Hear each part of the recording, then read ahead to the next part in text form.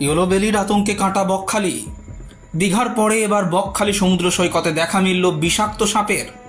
শনিবার দুপুরে বকখালিতে ভরা জোয়ারের সময় হঠাৎ দেখা মেলে সাপটির।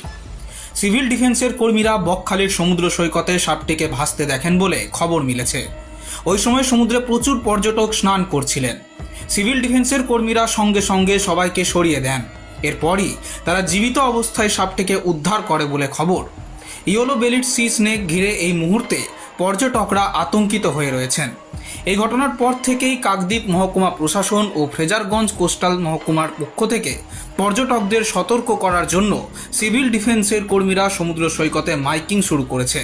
সমুদ্র সৈকতে সাপটি উদ্ধার হওয়ার পর থেকেই পর্যটক ও স্থানীয় বাসিন্দাদের মধ্যে আতঙ্ক তৈরি হয়েছে। Bureau report, express news.